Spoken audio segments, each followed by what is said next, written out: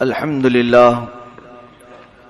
لله وكفى وسلام على عباده الذين اصطفى أما بعد فأعوذ بالله من الشيطان الرجيم بسم الله الرحمن الرحيم حاميم والكتاب المبين إنا أنزلناه في ليلة مباركة إنا كنا منذرين فيها يفرق كل أمر حكيم أمرا من عندنا إنا كنا مرسلين صدق الله مولانا العظيم۔ بارگاہ رسالت مآب صلی اللہ علیہ وسلم میں درود پاک کا ہدیہ پیش کریں۔ اللہم صلی علی سیدنا و مولانا محمد معدن الجود والکرم منبع العلم والعلم والحکم وآلہ الکرام وابنہ الکریم وبارک وسلم صلاة دائمة سرمدا ابدا۔ عزیزان گرامی وقار، رب ذوالجلال کا احسان عظیم کہ آج کی شب میں اس نے اپنے اس مقدس گھر میں ہمیں جمع فرمایا، اور آپ ان خوش نصیبوں میں سے ہیں جن کو مولا نے اپنے گھر کا مہمان بنایا۔ ورنہ رات جاگنے کو بہت سارے لوگ رات جاگتے ہیں، لیکن اس رب ذوالجلال کے گھر میں جاگنا یہ سب کے بس کی بات نہیں۔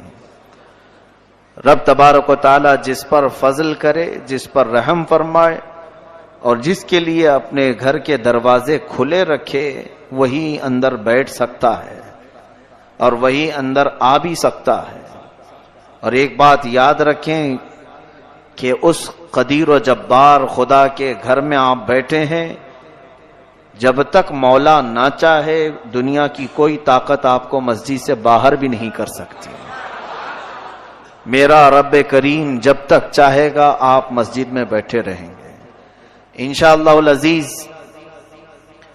آج کی شب عبادتوں کے سلسلے میں جیسے مشہور ہے، معروف ہے،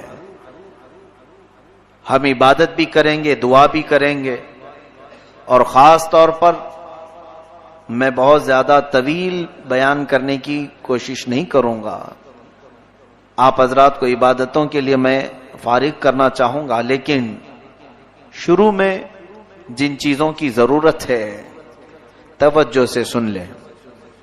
پہلی بات تو یہ ہے کہ لوگوں کو شب برات کے معنی نہیں معلوم، یا اگر معلوم ہے تو اس میں کئی لوگ سوال جواب، اعتراض جواب، بلکہ بہت سارے بیچارے آج ہمارے محلوں میں واٹس ایپ کے مناظر بھی موجود ہیں۔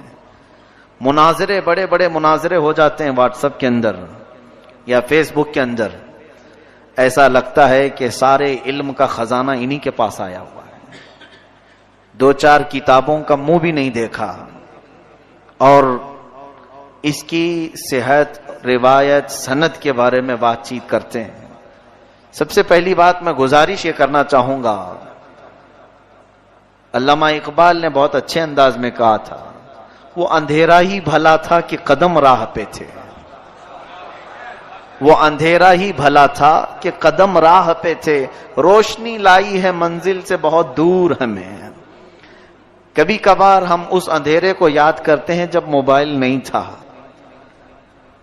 یا پھر سوشل نیٹ ورک کے اتنی تمام خرافات نہیں تھی۔ اگر آ بھی گئی ہیں تو کوئی حرج نہیں، لیکن اس کا اللہ ہمیں صحیح استعمال کی توفیق عطا کرے۔ ورنہ اکثر کو دیکھا گیا ہے کہ اس میں ایسا ڈوبتے چلے جا رہے ہیں کہ انہیں کئی لوگوں کو میں نے گمراہ ہوتے ہوئے بھی دیکھا، بھٹکتے ہوئے بھی دیکھا۔ اس لیے میں گزارش یہ لے کر سب سے پہلے آپ کے سامنے حاضر ہوں، آپ کے لیے اس زمانے میں حلال اور حرام کو معلوم کرنا، فرض اور واجب کو معلوم کرنا اتنا ضروری ہے۔ بس اتنی معلومات حاصل کر لو اور اپنی زندگی گزار لو۔ زیادہ ڈیپ میں جانا اسلام کے اگر شوق ہے تو پھر عالم بن جاؤ، پورا عالم کورس کر لو۔ اگر بہت زیادہ شوق ہے اسلامی معلومات پر ڈسکس کرنے کا، ایک دوسرے سے بات چیت کرنے کا، تو پھر عالم بن جاؤ۔ اور بغیر علم کے جو اسلامی معاملات میں بحث کرتا ہے وہ ظالم بن جاتا ہے، وہ دین سے نکل جاتا ہے، اسے اس کا پتہ تک نہیں چلتا۔ آج کچھ لوگ سب سے پہلے شب برات پر اعتراض کر رہے ہیں، اور ہوگا بھی بہت سارے لوگوں کو، اس لیے کہ نوری محفل پہ چادر تنی نور کی، جس کے متعلق کہا گیا کہ نور پھیلا ہوا آج کی رات ہے، وہ تو صرف مدینہ مسجد میں نظر آ رہی ہے، یا تو پھر الحمدللہ جہاں اہل سنت و جماعت ہیں وہاں نوری محفل ہے، اور بہت ساری جگہوں پر آج کالی محفل بھی ہے کہ وہاں پر کوئی چہل پہل تک نہیں، سناٹا نظر آ رہا ہے۔ حتیٰ کہ بڑی عجیب بات ہے کہ آج قبرستان والوں میں بھی محفل ہے، آج کی رات تو قبرستان میں بھی چہل پہل ہے، مردے بھی خاموش نہیں ہیں، لیکن دنیا میں رہتے ہوئے کچھ لوگوں کی مسجدیں قبرستان سے بھی بدتر بنی۔ پہلی بات، میں دلیلوں کی طرف آؤں گا کہ شب برات کہاں سے ثابت ہے، قرآن سے ثابت ہے کہ حدیث سے ثابت ہے۔ لوگ ان تمام معاملات پر اتنا ڈسکس کر رہے ہیں، خرافات اور خواہ مخواہ کی ذہنی خلیش میں مبتلا ہیں، ان کے لیے میں چند چیزیں لے کر کے آیا ہوں۔ پہلی بات تو یہ ہے، مجھے معلوم ہے، یہ میری فیلڈ نہیں کہ میں ممبر رسول پر بیٹھ کر جب تقریر کرتا ہوں تو میری عادت یہ ہوتی ہے کہ آپ کو جس چیز کی ضرورت ہے وہ ضرورت میں پوری کر کے جاؤں، آپ کو جن معاملات کی ضرورت ہے میں وہ دینا چاہتا ہوں گفتگو سے، لیکن کچھ لوگوں کو سند، روایت، ثبوت، پروف کی ضرورت پڑتی ہے، تو در حقیقت یہ جگہ نہیں ہے وہ تمام چیزیں پیش کرنے کی۔ پھر بھی آج ریکارڈنگ ہو رہی ہے، میں چاہوں گا کہ ان سب کے سامنے یہ چیزیں بھی پیش کریں، اس لیے کہ کچھ لوگوں نے یہ چیلنج کیا قرآن و حدیث سے یہ ثابت نہیں شب برات، یہ جھوٹا الزام ہے، قرآن سے ثابت نہیں، حدیث سے ثابت نہیں۔ سب سے پہلے میں نے خطبے کے بعد آیت پڑھی، اللہ تعالیٰ فرماتا ہے، یہ 26ویں پارے کی آیت، حامیم والکتاب المبین، 25ویں پارے میں، انا انزلناہ فی لیلۃ مبارکۃ انا کنا منذرین، اللہ فرماتا ہے اور کتاب مبین کی قسم، اللہ تعالیٰ نے قرآن عظیم کی قسم یاد فرمائی، اس کے بعد فرماتا ہے کہ ہم نے اس کو مبارک رات میں نازل فرمایا۔ اس کے متعلق دو قول ہیں، مفسرین فرماتے ہیں لیلۃ مبارکہ جو قرآن میں لفظ آیا ہے اس سے مراد شب قدر بھی ہے، اور بعض مفسرین فرماتے ہیں اس سے مراد شب برات بھی ہے، کیونکہ آگے کی آیت میں رب تعالیٰ فرماتا ہے فیہا یفرق کل امر حکیم، اس رات میں ہر حکمت والے معاملے کی تقسیم ہوتی ہے۔ رب تبارک و تعالیٰ اپنی جانب سے جو معاملات تقسیم فرماتا ہے وہ آج کی رات یہ ہو گئی قرآن پاک سے۔ میں نے آیت تلاوت کی ہے، جسے چاہیے وہ بعد میں ریکارڈنگ سے حاصل کر لے۔ اب شعبان کی اس 15ویں شب کا اہتمام کرنا، پہلی بات ثبوت کی طرف بعد میں چلتے ہیں، اپنے دل سے پوچھو کہ یہاں کون سا غلط کام ہو رہا ہے؟ کیا تمہارا ضمیر اس بات کو گوارا کرتا ہے کہ تمہاری اس پوری محفل کو کوئی یہ کہے یہ گندی محفل ہے؟ معاذ اللہ رب العالمین، مسجد میں بیٹھنا، اللہ تعالیٰ کا ذکر سننا، یا پھر عبادت کے لیے رات جاگنا، ذکر کرنا، تسبیح کرنا، چھوڑو، کسی بھی ثبوت اور سند کے بغیر تم اپنے دل سے پوچھو کیا یہ غلط راستہ ہو سکتا ہے؟ مسجد میں ڈھول بج رہے ہیں، یہاں باجے بج رہے ہیں، یا یہاں پر کوئی جوا کھیل رہا ہے، کوئی حرام کاری ہو رہی ہے، یا تو میرے مولا کو یاد کیا جا رہا ہے، رسول کریم صلی اللہ علیہ وسلم کی شان بیان کی جا رہی۔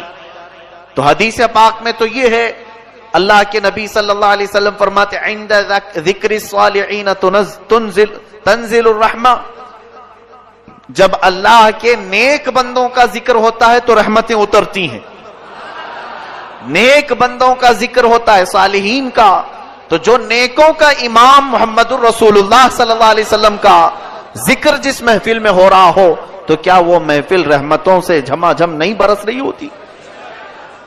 سب سے پہلی چیز تو یہ ہے کہ عقلی دلیل ہے، میں نے آپ کو سوچنے کی دعوت دی ہے.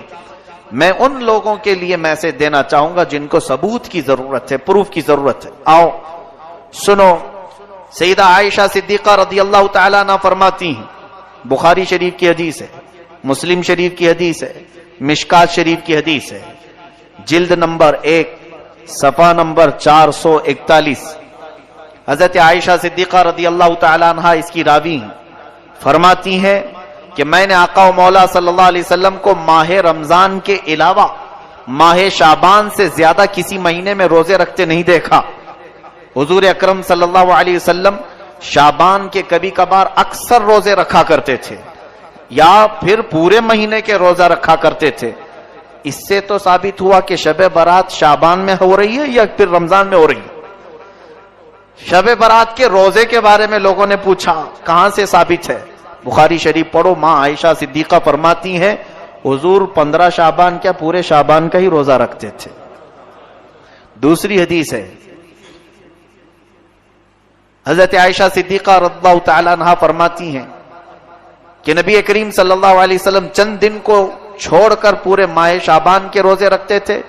پھر فرماتے شعبان میرا مہینہ ہے اور رمضان میری امت کا مہینہ ہے. تو حضور اکرم صلی اللہ علیہ وسلم روزے کا اہتمام فرماتے تھے. اور پھر یہ حضور کا ارشاد، جن لوگوں کی روحیں قبض کرنی ہوتی ہیں ان کے ناموں کی فہرست ماہ شعبان میں ملک الموت کو دی جاتی ہے. حدیث پاک یہ بھی اللہ کے حبیب صلی اللہ علیہ وسلم فرماتے ہیں، یہ بھی بخاری شریف اور مسلم شریف کی حدیث میں تلاوت کر رہا ہوں، آپ کے سامنے ترجمہ میں پڑھ رہا ہوں. اس لیے مجھے یہ بات پسند ہے کہ میرا نام اس وقت فہرست میں لکھا جائے جبکہ میں روزے کی حالت میں ہوں. نبی کونین صلی اللہ علیہ وسلم فرماتے ہیں 15ویں شب کو، یعنی جو شب آج یہاں بیٹھے آپ، سال بھر جتنے مرنے والے ہیں ان کے ناموں کی فہرست ملک الموت کو دی جاتی ہے. اگلے سال تک اتنے لوگوں کی روحیں تمہیں قبض کرنا ہے. تو حضور پاک صلی اللہ علیہ وسلم فرماتے ہیں میرا نام اگر فہرست میں لکھا جا رہا ہو تو اس حالت میں لکھا جائے کہ میں روزے کی حالت میں ہوں یا میں عبادت کی حالت میں ہوں.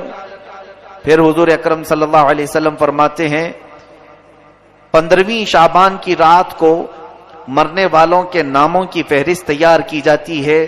حضور صلی اللہ علیہ وسلم کے ارشاد سے معلوم ہوتا ہے اگرچہ رات کے وقت روزہ نہیں ہوتا اس کے باوجود روزہ دار لکھے جانے کا ثواب تو ضرور دیا جائے گا. اب شب برات کے متعلق حضرت عطا بن یسار رضی اللہ تعالیٰ عنہ فرماتے ہیں لیلۃ القدر کے بعد شعبان کی 15ویں شب سے افضل کوئی رات نہیں.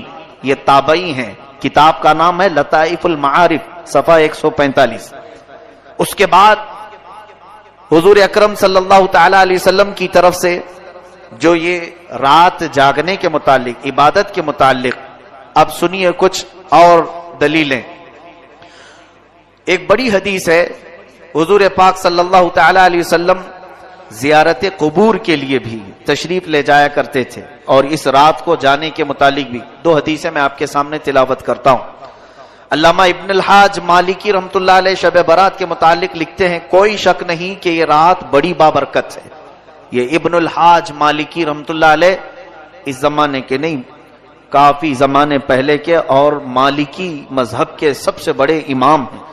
علامہ ابن الحاج فرماتے ہمارے بزرگوں کا یہ طریقہ رہا ہے کہ اس رات کی بہت تعظیم کرتے تھے. اس کے آنے سے قبل اس کے لیے تیاری ایسی کرتے کہ جب وہ رات آ جاتی تو خوش اور جذبے سے اس کا استقبال کرتے اور پوری رات عبادت میں گزارا کرتے. المدخل کتاب کا نام ہے، جلد نمبر 1 صفحہ نمبر 392 یہ بھی موجود. علامہ ابن الحاج مالکی رحمۃ اللہ علیہ فرماتے ہیں ہمارے بزرگوں کا طریقہ رہا ہے. اب جن کے ہاں بزرگ ہے ہی نہیں ان کے لیے کوئی مسئلہ ہی نہیں. ہمارے ہاں بہت بزرگ ہیں، تو جن کو بزرگوں کے طریقے پر چلنا ہے تو اس کے لیے میں یہ دلیل پیش کر رہا ہوں. اور جس کو بزرگوں سے کوئی غرض ہی نہیں، خود ہی بزرگ بنا بیٹھا ہو، تو اس کے لیے کوئی دلیل کی ضرورت نہیں. اسے اگر میں یہ کہوں کہ میاں ابھی رات ہے تو وہ مجھ سے لڑ پڑے گا، نہیں سورج نکلا ہوا ہے. ایسوں کو دلیل کی ضرورت نہیں ہوتی. آقا و مولا صلی اللہ علیہ وسلم نے زیارت قبور کی متعلق جو حدیث پاک ہے، علامہ شیخ عبدالحق محدث دہلوی رحمۃ اللہ علیہ فرماتے ہیں جو شخص شعبان کی 15ویں رات میں شب بیداری کرے تو یہ فعل احادیث کی مطابقت میں بالکل مستحب ہے۔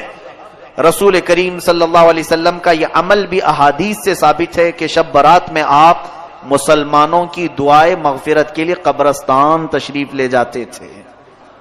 یہ علامہ شیخ عبدالحق محدث دہلوی رحمۃ اللہ علیہ اس بزرگ کا نام میں لے رہا ہوں جن کے متعلق تمام دیوبندی حضرات کا بھی اتفاق ہے، اہل حدیث جماعت کا بھی اتفاق ہے، اہل سنت و جماعت بھی شیخ عبدالحق محدث دہلوی کو اپنا امام تسلیم کرتے ہیں۔ وہ بغیر اختلاف کے لوگوں کے نزدیک بالکل مستند عالم دین ہیں۔ ان کی بات میں نے یہاں پر پیش کی۔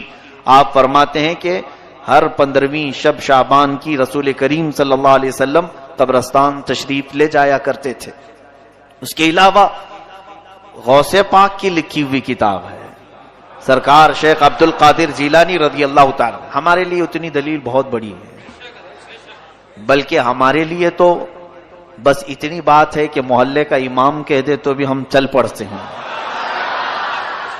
لیکن بہرحال لوگوں کو قائل کرنے کے لیے بڑے بزرگوں کی بات پیش کرنی ہوتی ہے۔ سنیں، غنیت الطالبین صفحہ نمبر 250، حضرت حسن بصری رضی اللہ تعالیٰ عنہ کا ایک واقعہ نقل کرتے ہوئے فرماتے ہیں جب آپ شب برات میں گھر سے باہر تشریف لائے تو آپ کا چہرہ یوں دکھائی دیتا تھا جس طرح کسی کو قبر میں دفن کرنے کے بعد باہر نکالا گیا ہو۔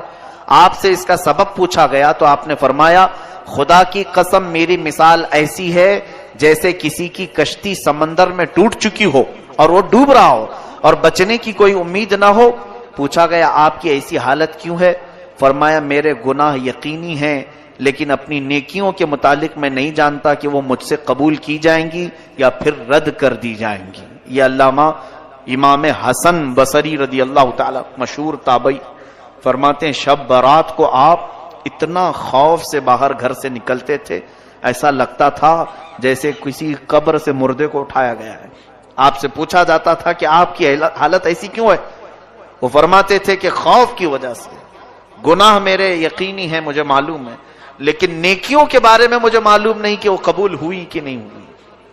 گناہ تو پکا معلوم ہے کہ گناہ ہے، نیکی تو میں نے کر لیا، قبول ہوئی کہ نہیں یہ معلوم نہیں۔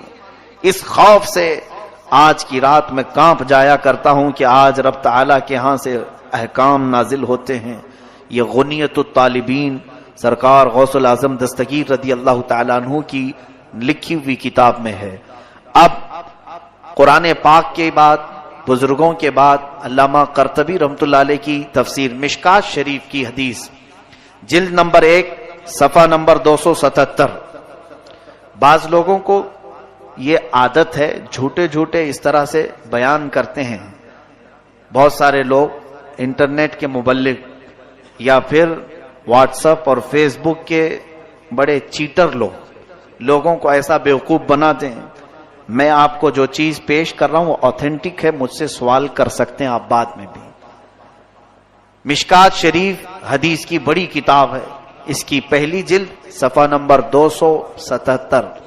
حضرت عطا بن یسار رضی اللہ تعالیٰ عنہ فرماتے ہیں شعبان کی 15ویں رات میں اللہ تعالیٰ ملک الموت کو ایک فہرست دے کر حکم فرماتا ہے جن جن لوگوں کے نام اس میں لکھے ہیں ان کی روحوں کو آئندہ سال تک مقررہ وقتوں پر قبض کر لو۔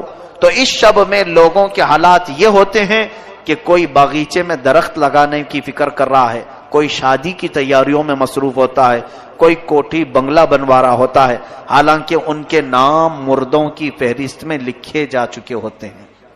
یہ حدیث کا ترجمہ میں نے پڑھا ہے، مشکات شریف کی حدیث۔ اس کے بعد مصنف عبد الرزاق، یہ بھی کتاب حدیث کی ہے، جلد نمبر 4 صفحہ نمبر 317، یہ حدیث کی کتاب ہے۔ فرماتے ہیں حضرت اس کے بعد اور ایک کتاب الجامع لاحکام القرآن شعب الایمان للبیہقی، امام بیہقی رحمۃ اللہ تعالی علیہ کی کتاب، حدیث کی بہت مشہور و معروف کتاب، تقریباً 12 جلدوں پر ایک کتاب ہے۔ شاید یہاں بہت سارے لوگ دیکھے بھی نہیں ہوں گے اس کتاب کو، بڑی کتاب ہے، امام بیہقی کی شعب الایمان، اس میں فرماتے ہیں حضرت عثمان بن محمد رضی اللہ عنہ سے مروی ہے، سرکار مدینہ صلی اللہ علیہ وسلم نے فرمایا ایک شعبان سے دوسرے شعبان تک لوگوں کی زندگی منقطع کرنے کا وقت اس رات میں لکھا جاتا ہے، یہاں تک کہ انسان شادی بیاہ کرتا ہے اور اس کے بچے پیدا ہوتے ہیں، حالانکہ اس کا نام مردوں کی فہرست میں لکھا جا چکا ہوتا ہے۔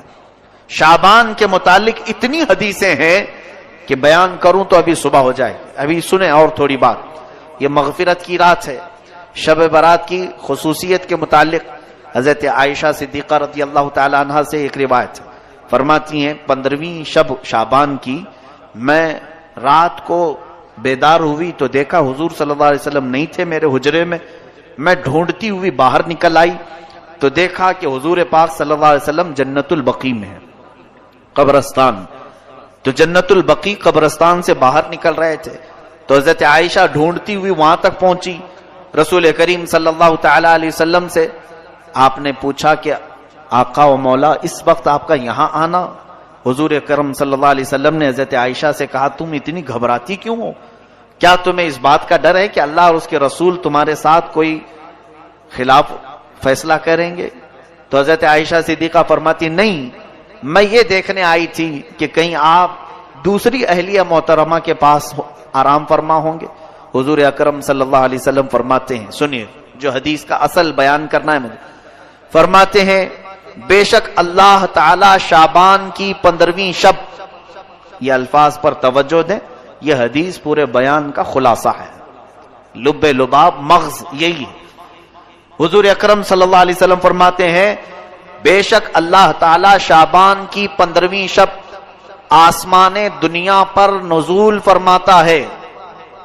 کئی آسمان ہیں، 7 آسمان ہیں، دنیا کا جو آسمان ہے وہ پہلا آسمان ہے، حدیث پاک میں آسمان دنیا یعنی دنیا کا یہ جو پہلا آسمان ہے اس پر نزول فرماتا ہے، اور قبیلہ بنو کلب کی بکریوں کے بالوں سے زیادہ لوگوں کی مغفرت فرماتا ہے۔ یہ کیا ہے قبیلہ بنو کلب؟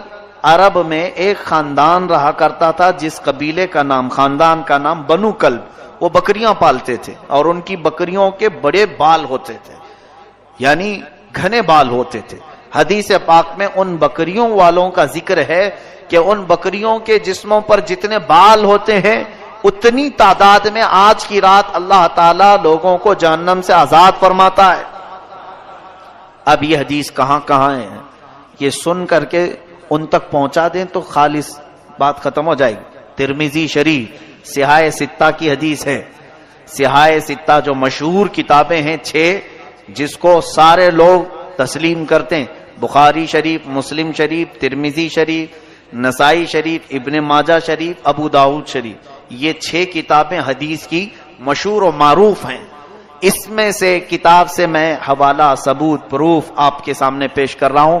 ترمذی شریف جلد نمبر 1 صفحہ نمبر 156، دوسری بھی سیاہ ستہ سے ہی پیش کر رہا ہوں، یہی حدیث سیم ٹو سیم حدیث حضرت عائشہ کی، ابن ماجہ صفحہ نمبر 100، تیسری کتاب سیم ٹو سیم یہی حدیث مسند امام احمد بن حنبل رضی اللہ عنہ، جن کو غیر مقلد اور اہل حدیث بہت مانتے ہیں، اہل حدیث حضرات بھی بہت مانتے ہیں، مسند امام احمد بن حنبل سے پیش کر رہا ہوں، وہ تقریباً 20 یا 25 جلدوں کی کتاب ہے۔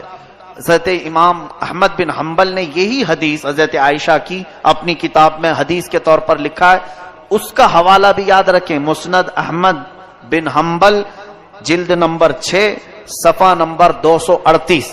اس کے بعد پھر مشکات شریف سیم یہی حدیث جلد نمبر 1 صفحہ نمبر 277۔ اس کے بعد مصنف ابن ابی شیبہ، یہ بھی حدیث کی مشہور و معروف کتاب ہے، جلد نمبر 1 صفحہ نمبر 237۔ شعب الایمان امام بیہقی کی کتاب ہے، یہ بھی حدیث کی بڑی مشہور و معروف کتاب ہے، اس کی جلد نمبر 3 صفحہ نمبر 379۔ یہ میں نے تقریباً 6 کتابوں کی دلیل آپ کے سامنے پیش کی، ایک ہی حدیث اتنی کتابوں میں ہے۔ محدثین فرماتے ہیں، اتنے بڑے بڑے محدثین نے یہ حدیث لکھا ہے کہ یہ حدیث صحت کے درجے کو پہنچی ہوئی ہے، اس کا انکار کرنا گمراہی اور منکر ہونا گمراہ ہونا اسلام سے باہر ہونے کے برابر ہو جاتا ہے. بات سمجھ میں آئی؟ میں سمجھتا ہوں اتنی دلیل بہت ہے، اتنا ہضم ہو جائے تو آگے کا پھر بیان کروں گا، ورنہ الٹی ہو جائے گی. حضرت ابو بکر صدیق رضی اللہ عنہ سے روایت ہے کہ رسول کریم صلی اللہ علیہ وسلم شعبان کی 15ویں شب میں، حضور نے فرمایا شعبان کی 15ویں شب میں اللہ تعالیٰ آسمان دنیا پر نزول فرماتا ہے اور صبح تک یہ ندا بھی دیتا ہے کوئی بخشش طلب کرنے والا میں اس کی بخشش کروں. یہ حضرت ابو بکر صدیق رضی اللہ عنہ نے فرمایا. ان سے معتبر کوئی اور ہماری امت میں شخص ہے؟ اب پھر اور کس کی دلیل چاہیے؟ میں نے غوث پاک کی کتاب پیش کر دی، امام بیہقی کی، امام ترمذی کی، امام ابن الحاج مالکی کی اور مشکات کی کئی کتابوں کے بعد اب سیدھے میں حضرت ابو بکر صدیق کی بات پیش کر رہا ہوں. اور فرماتے ہیں اللہ تعالیٰ آج کی رات ساری مخلوق کی بخشش فرمائے گا سوائے مشرک کے اور کینہ رکھنے والے کے. مشرک، کافر و مشرک جو ہے اس کی آج بخشش نہیں ہے، اور جو دل میں کینہ رکھا ہے دوسرے مسلمانوں سے، بات چیت بند ہے، اس کی بھی آج مغفرت نہیں ہے.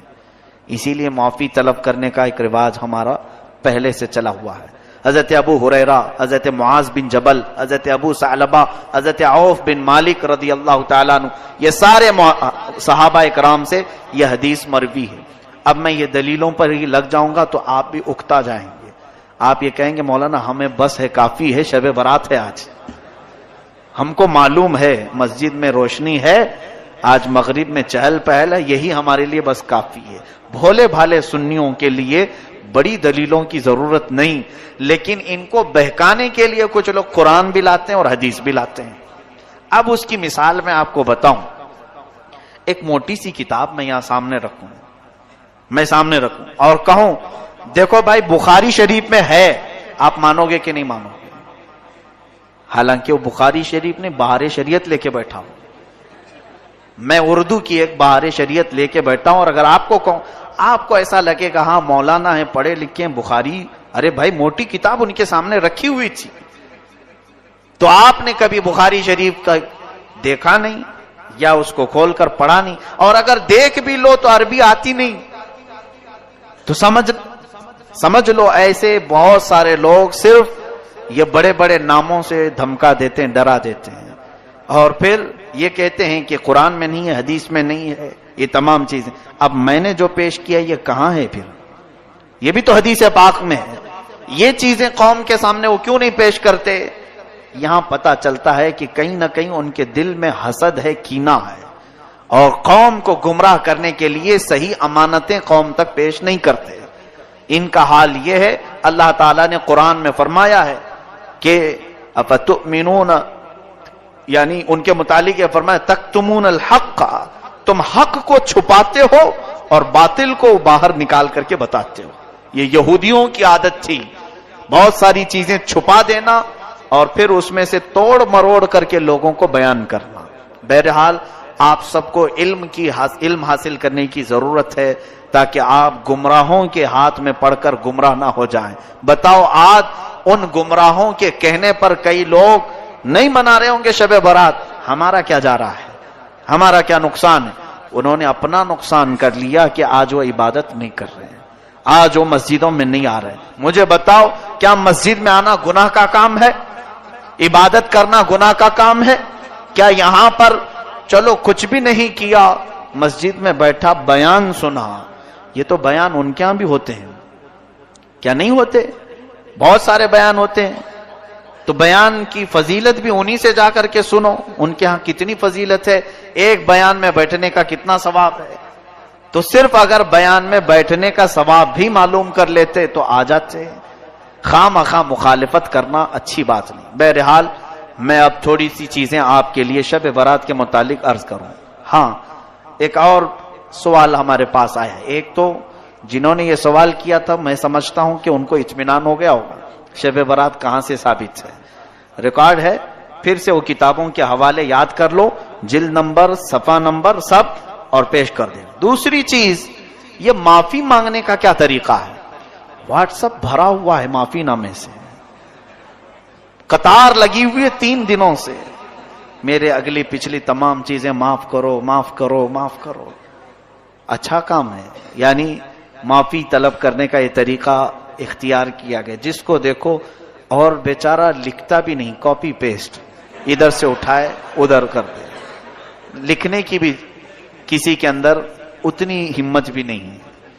जरा आप इसके मुतालिक सोचो। सही है, हमारे बुजुर्गों का यह तरीका रहा। हदीस पाक अभी मैंने सुनाया, जिसके दिल में कीना हो आज उसकी मगफिरत नहीं होगी। कीना कहते हैं मुसलमानों से कतई ताल्लुक करना। मुसलमानों में बहुत सारे ऐसे हैं जो अपने रिश्तों को छोड़कर बैठे हुए हैं, भाई बहन से बात नहीं कर रहा है। बहुत तो ऐसे हैं माँ बेटों में बातचीत बंद है। मुआज़ल्लाहि रब्बिल आलमीन हदीस पाक में है, जिसने दुनिया में सिला रहमी रिश्ते को कता किया, कट किया, क़यामत के दिन उसे काट कर दोज़ख में डाल दिया जाएगा। सिला रहमी को कता करने वाला, हुजूर ने यह भी फरमाया, जिसने 3 दिन से ज्यादा अपने भाई से तर्क ताल्लुक किया वो मेरी उम्मत में से नहीं है। ये बड़ी वईदें हैं। इसलिए बुजुर्गों ने एक तरीका अपनाया था, आज की रात जो कुछ भी हुआ पिछला सब भूल जाओ।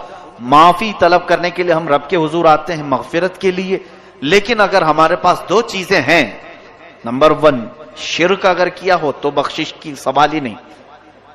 दूसरी चीज अगर कीना है दिल में दूसरे के मुतालिक, अपने भाइयों के मुतालिक, तो भी बख्शिश की यहां पर ममानियत कर दी गई, मगफिरत नहीं होगी।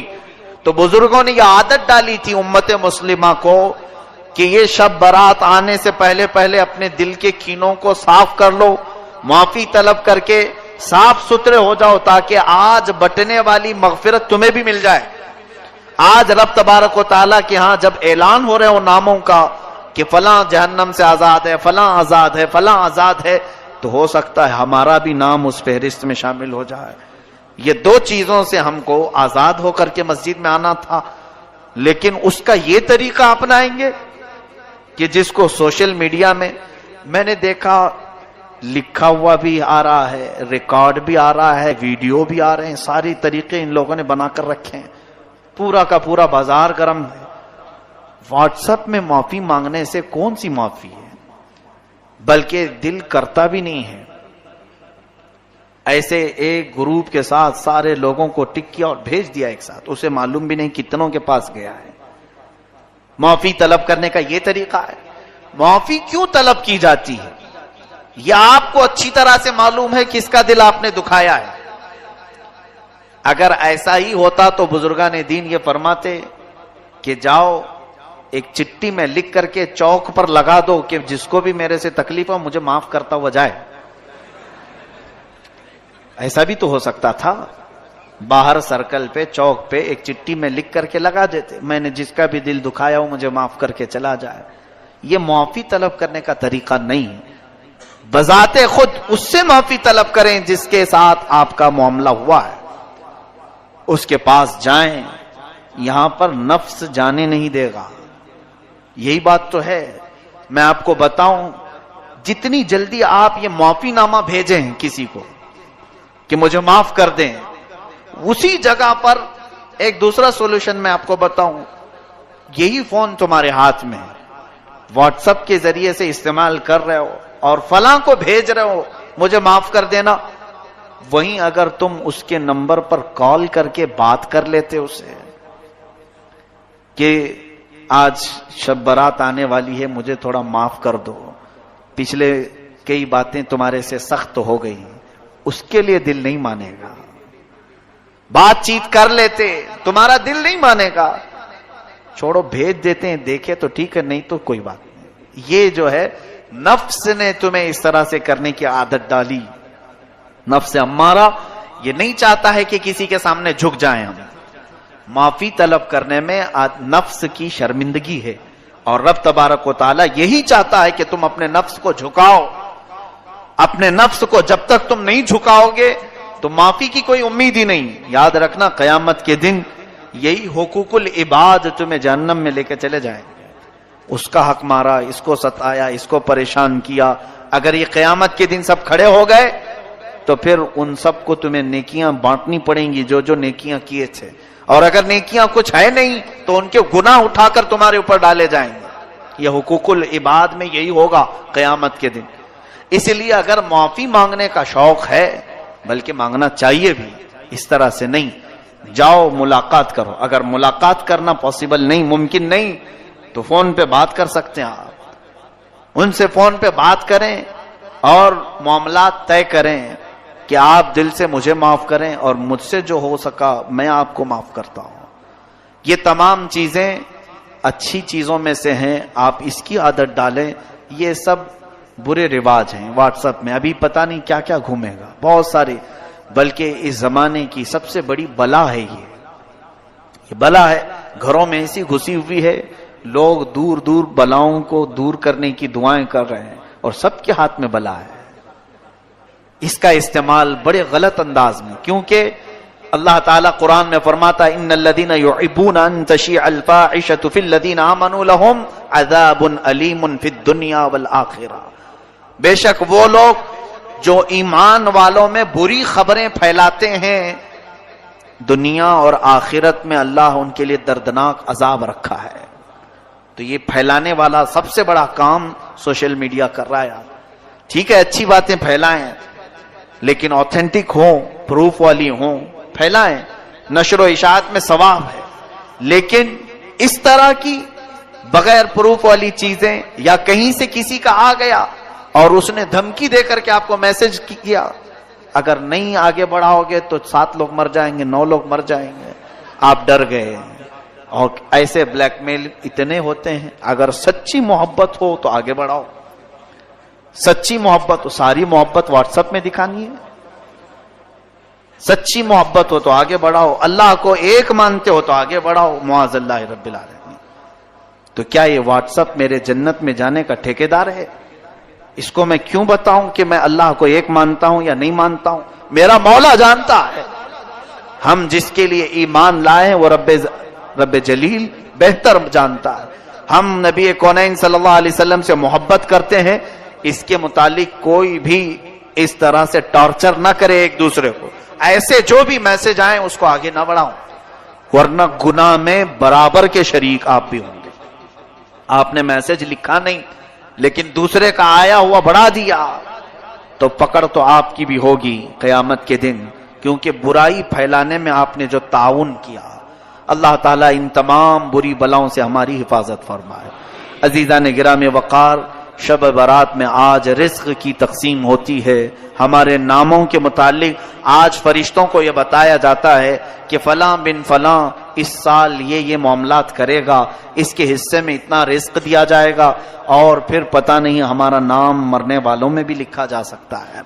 آج ہمارے سال کی ایک کتاب بند ہو گئی، یہ رب ذوالجلال کی بارگاہ میں پیش ہو گئی کہ پچھلے سال اس بندے نے یہ سارے کام کیے ہیں۔ آپ کو بھی معلوم ہے، مجھے بھی معلوم ہے میں نے کیا کیا کیے، آپ نے کیا کیا کیے۔ اب آج کی رات صرف یہ احساس بھی ہو کہ بارگاہ الہی میں میری کتاب پیش ہوئی ہے پچھلے سال کی، میں نے کیا کیا کیا تھا سب فرشتوں نے بتا دیا۔ ویسے رب کو بتانے کی ضرورت بھی نہیں، مگر مولا فرشتوں کو گواہ بناتا ہے، تم بھی بتاؤ کہ فلاں فلاں بندے نے کیا کیا کیا ہے پچھلے سال کا، سب انہوں نے پیش کر دیا۔ اب رب تبارک و تعالیٰ کا حکم نازل ہو رہا ہوگا کہ یہ بندہ جس نے پچھلے سال یہ تمام کام کیے، اب اگلے سال اس کے یہ معاملات، اس کے لیے اتنا رزق لکھو، اس کے لیے اتنی برکت لکھو، اور اس کو ذلیلوں میں لکھو، اس کو عزت والوں میں لکھو، اور اس کو زندہ رہنے والوں میں لکھو، اس کو بیمار لکھو، اور اس کے بعد اس کو مرنے والوں میں لکھو۔ یہ تمام معاملات آج رب ذوالجلال فرشتوں کو بتا رہا ہوگا۔ قدیر و جبار خدا کے فیصلے نازل ہوتے ہیں اور فرشتے لے کر کل سے پھر ایکٹیو ہیں، وہ اپنی ڈیوٹی پر مامور ہیں۔ ہمیں یہ معلوم نہیں کہ ہمارا نام کن چیزوں میں لکھا گیا ہے۔ آج کی شب ہمیں برکت والوں میں نام ہمارا آیا ہے، بیماروں میں آیا ہے، یا پھر صحت مندوں میں آیا ہے، نیکیوں میں رہنے والوں میں ہمارا نام شامل کیا گیا ہے یا نہیں، ہم میں سے کسی کو اس بات کا علم نہیں۔ اور جب معلوم نہ ہو کر کے ہمارے اندر اکڑ اتنی ہے، ہم غرور اور تکبر کے ساتھ زمین پر ایسے چلتے ہیں جیسے لگتا ہے کہ جنت ہمارے لیے واجب ہوگی. جنت تو ہماری ہی ہے. میرے عزیزو، خوف کرو بارگاہ رب العزت کے فیصلوں سے. قرآن عظیم میں رب تعالیٰ فرماتا ہے ان بطش ربک لشدید، بے شک تمہارے رب کی پکڑ بہت سخت ہے. اور اس کی پکڑ جب سخت ہوتی ہے تو سب سے بڑی پکڑ تو یہ ہے کہ وہ ایمان چھین لیتا ہے. جس سے وہ ایمان ختم کر دے اس کے لیے سب سے بڑا عذاب ہے اللہ کا. ایمان کی دولت کسی سے چلی گئی تو خدا کا سب سے بڑا عذاب اس پر آیا ہے. رب تبارک و تعالیٰ اسے ہمیشہ کے لیے دوزخ لکھ دیتا ہے. حدیث پاک میں ہے شب برات ہو کہ شب قدر ہو یا پھر مرنے سے پہلے بھی ہو، مشرک اگر ہوا، کافر اگر ہوا، ایمان نکل گیا تو اس کی بخشش تو ہو ہی نہیں سکے گی، بلکہ قیامت کے دن ان کے متعلق فرمایا گیا. سنو، جن کی کفر پر موت ہوئی، جو کافر مرے دنیا میں، قیامت کے دن حساب کتاب کے بعد دوزخ میں ڈالے جائیں گے. دوزخ میں ڈالنے کے بعد دوزخ کی ہولناکیاں جب انہیں نیچے طبقے میں لے جائیں گی، ہر طرح کے عذابات کا سامنا ہوگا. اتنے سخت عذاب. اللہ اکبر. دوزخ کا سب سے ہلکا عذاب کیا ہے؟ حدیث پاک میں حضور پاک صلی اللہ علیہ وسلم ارشاد فرماتے ہیں آگ کی جوتیاں پہنائی جائیں گی، انگار کے جوتے پہنائے جائیں گے، جس کی وجہ سے اس کا بھیجا پک کر کے ابل رہا ہوگا. یہ دوزخ کا ہلکا عذاب ہے. منیمم کسی کو اگر دیا جائے تو یہ ہلکا ہے. پھر جس کے لیے اللہ نے فرمایا عذاب علیم، عذاب عظیم، دردناک عذاب، بڑا عذاب، وہ مولا ہی جانتا ہے کہ کیسے کیسے عذاب دوزخ میں. سنو، جس کی کفر پر موت ہوئی دوزخ میں ڈالے جائیں گے. جو دوزخ کا دربان ہے، فرشتہ حضرت مالک رضی اللہ تعالی، حضرت مالک یہ فرشتے ہیں علیہ السلام، وہ دربانے دوزخ ہیں، دروازے پر ہوں گے، یا جتنے دوزخی ہیں چیختے رہیں گے.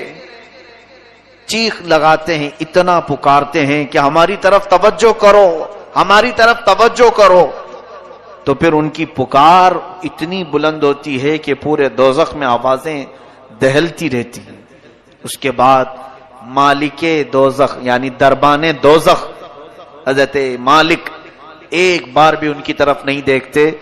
حدیث پاک میں 1000 سال گزر جائیں گے.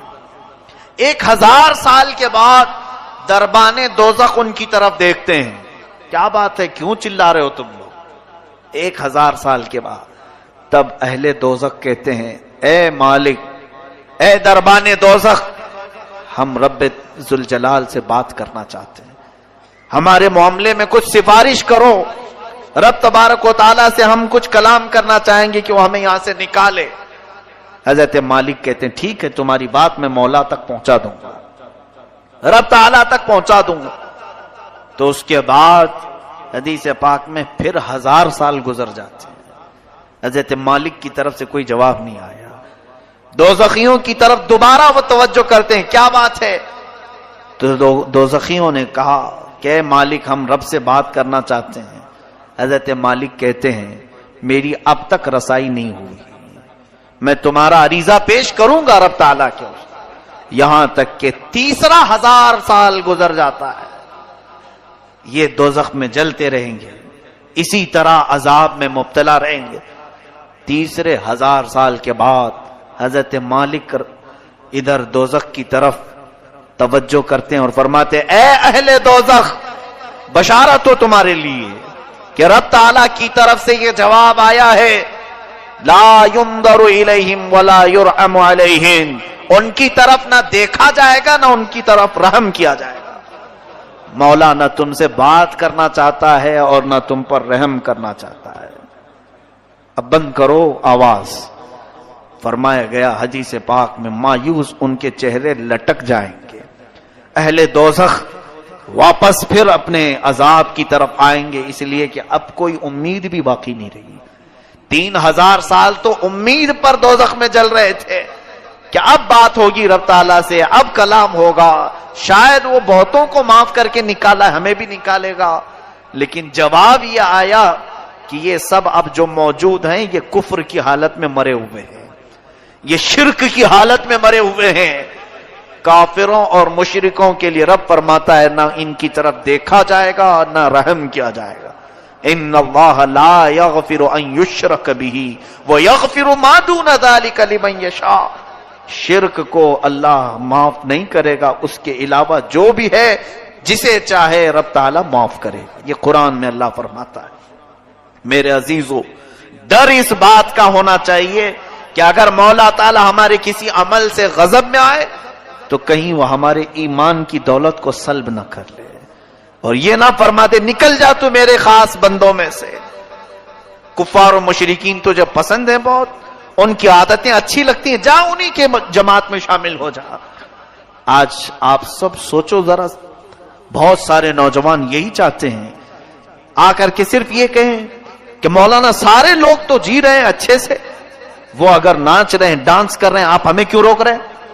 کفار بھی ناچ رہے ہیں، کرسچن بھی ناچ رہے ہیں، یہودی بھی ناچ رہے ہیں، ہم مسلمان ہو کر کیا ڈانس نہیں کر سکیں گے؟ ٹھیک ہے، تمہارا سوال یہ دنیا میں سارے لوگوں کو شراب پیتے ہوئے دیکھا، ہم آپ کو منع کر رہے ہیں تو برا لگا۔ یہ دنیا کا فیشن ہے، آپ نہیں سمجھ سکو گے، آپ پرانے لوگوں میں سے ہیں۔ ہم نئے زمانے میں زندگی گزارنا چاہتے ہیں، ہم کچھ ماڈرن بننا چاہتے ہیں۔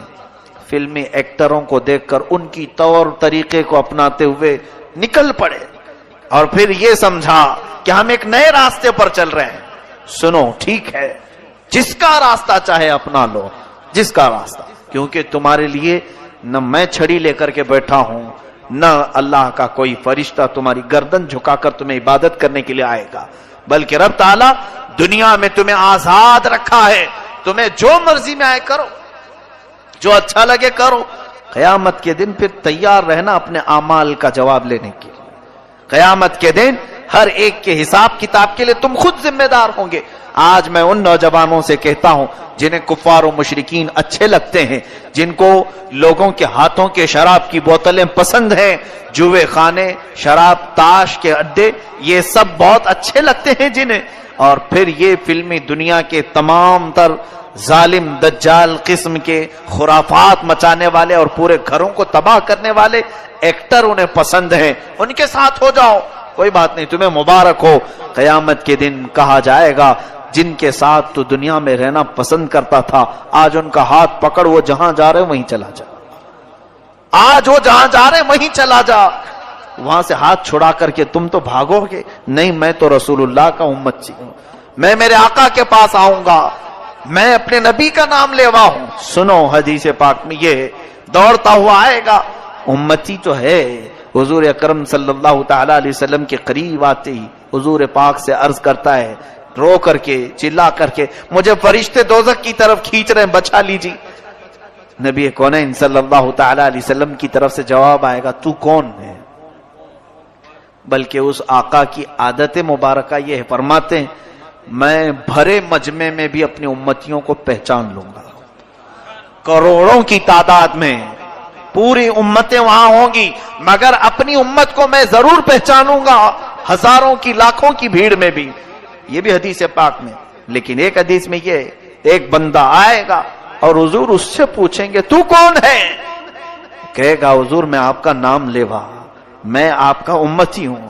اللہ کے حبیب صلی اللہ علیہ وسلم فرماتے ہیں مجھے تو نہیں اس بات کا علم ہے، تو دنیا میں کسی اور کو پسند کرتا تھا، جا آج اس کو پکڑ لے، وہ جہاں جائے چلا جا۔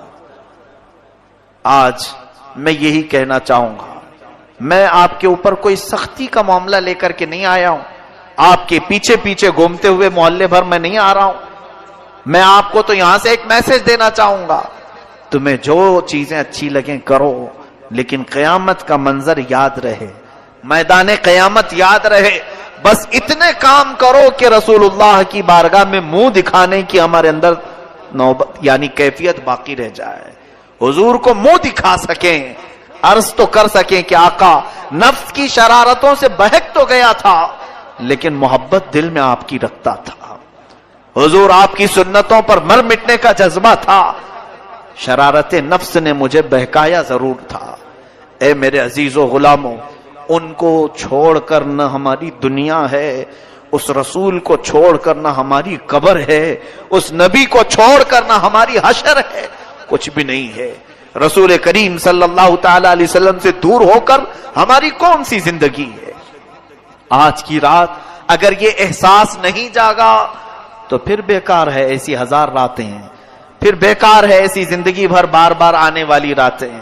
آج بعض لوگوں کو ایسا لگتا ہے یہ رات تو آج روڈ پر ناچنے کی ہے، ایک دوسرے کو گالی گلوچ کر کے باہر کھیل کود کر پوری رات گزارنے کی ہے، ادھر مؤذن فجر کی اذان دے رہا ہو، ادھر لوگ بستر پر جا رہے ہیں۔ یہ آج کی رات کا تماشا لوگوں نے بنایا ہے۔ پٹاخے اڑاؤ، قبرستان جاؤ تو کہا مار کے ہنسو، اور اگر کسی کے ہاتھ میں بائک آئے تو ایسے اڑاؤ کہ کئی لوگ اس میں حادثوں کے شکار، کئی لوگ اس رات میں لوگوں کو تکلیف دینے کا ذریعہ بنتے ہیں۔ سنو، آج کی رات فرشتے بھی اترتے ہیں، بے حساب ان گنت تعداد میں فرشتے۔ تم جس وقت اس طرح سے اڑا رہے ہو سکتا ہے ہم سے تمہیں ڈر نہیں لگتا، اللہ کے وہ ملائکہ تمہارے ہر کام کی گواہ بنیں گے۔ صبح واپس رب کے حضور جائیں گے، اللہ تبارک و تعالی ان فرشتوں سے پوچھتا ہے میرے بندوں کو کس حالت میں تم چھوڑ آئے؟ جب تم دنیا سے آ رہے تھے تو میرے بندے کیا کر رہے تھے؟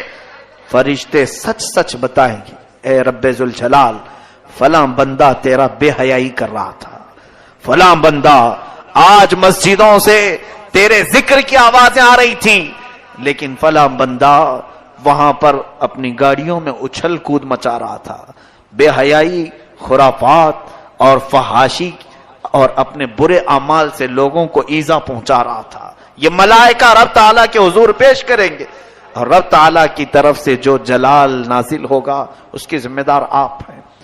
ارے میاں، نئی سال کی نئی شروعات ہو رہی ہوتی ہے، ایک سال ہماری زندگی کا ختم ہوا اور یہاں سے نیا سال شروع ہو رہا ہے۔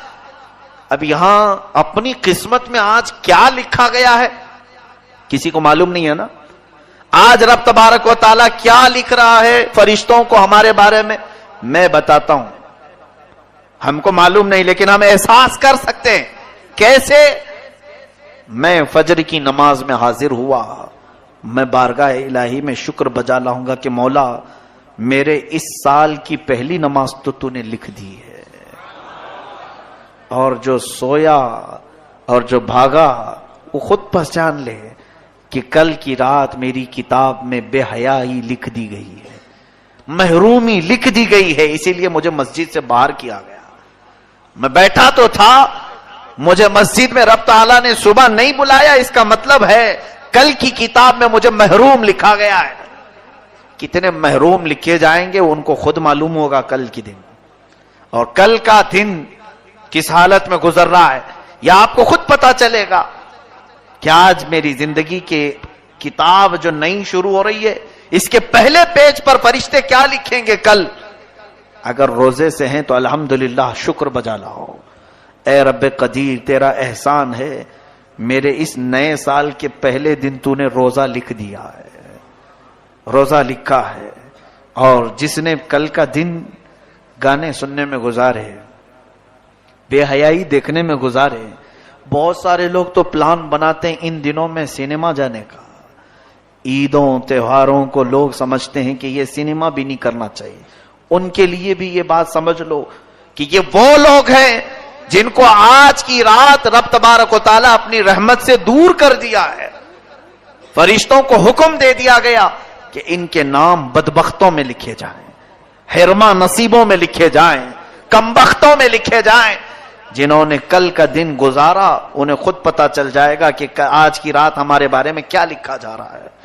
اور کل جو اچھے سے دن گزار لیا، میں باقی پورے سال کی بات تو نہیں کرتا، لیکن سال کی شروعات جس کی اچھی ہوئی، رب کی ذات سے امید ہے کہ سال پورا اچھا گزرے گا۔ ہماری کتاب کی شروعات پہلا پیج اگر اچھا لکھا گیا، میرے رب کی ذات سے یقین ہے کہ آگے کے صفحے بھی اچھے ہی لکھے جائیں گے۔ اور جس کا پہلا پنہ بگڑ گیا ہے، ہوتا اسی یہ ہے، کتاب میرے سامنے لا کر پیش کر دی گئی، ایک بھری کتاب کھولا میں نے، اس کے پہلے پیج پر گالیاں لکھی گئی، بند کر دیا. یہ کون بدبخت مجھے کتاب دے دیا؟ کس چیز کی ہے؟ میں آگے کیوں پلٹوں؟ پہلے پیج پر اتنی غلاظت لکھی ہے. اے رب قدیر کے حضور مغفرت طلب کرنے والوں، آج رب تبارک و تعالیٰ سے اتنی طلب کر لو کہ ہماری نئی کتاب کا پہلا پنہ نیکیوں سے بھر جائے، نیکیوں سے بھر جائے. اس کے لیے آپ کو عملی میدان میں بھی آنے کی ضرورت ہے. یہ رہی بات ہمیں خوف کی، احساس کی. اب رزق کی تقسیم ہو رہی ہے.